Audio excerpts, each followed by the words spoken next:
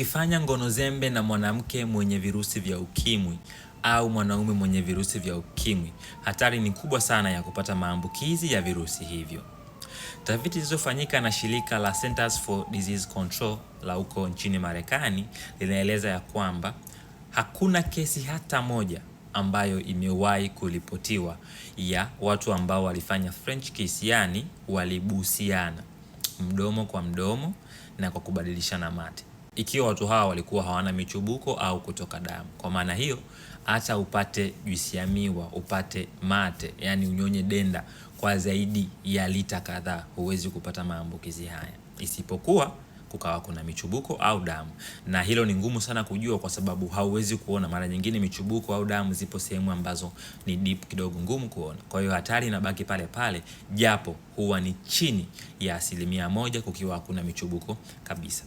So hii inatosha kutetea kwamba watu wawe makini sana, kwa sababu mara kadhaa zinakuja kesi mtu ameshafanya tendo, mtu ameshakutana na mdada na kwambia mimi na stress, nimeumia na hivi naogopa, kifua kinaniuma na koo, anafanya hivi. So mtu unakuwa una panic baada ya kukutana na mtu ambaye ulifanya naye ngono zembe. Lakini haya yote unaweza ukayarudisha nyuma kwa kuanza kuwa makini. Watu wanafanya sana hizi biashara nowadays, na maanisha wanakutana na watu kwa sababu ya kiuchumi, wengine ni kwa leisure tu, unajua. Lakini mwisho wa siku utagundua kwamba afya yako inabaki mikononi mwako mwenyewe. Unaweza kukuta usiku mmoja tu unabadilisha kabisa maisha yako.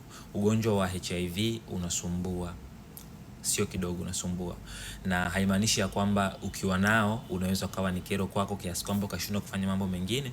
Kuna watu ambao nimewashuhudia wamekaa kwa zaidi ya miaka 50 tokea wapate HIV, wanatumia dawa na bado wanadunda, wako bomba. Yani nikikuletea mmoja hapo ukimwona utasema hapana, huyu hawezi kuwa navyo.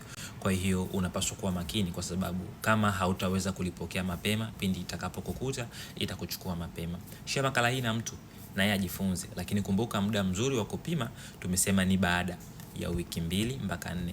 Ukiona hakuna baada ya kuwa exposed, subiri walau kwa wiki 12, yani miezi 3, ndio upime tena. Baada ya hapo ukiona hakuna, basi you are safe. Endelea kujilinda, tumia kinga. Kumbuka kinga ni bora kuliko tiba. Swahili Medics tunasema jitambue, jitibu, jiamini.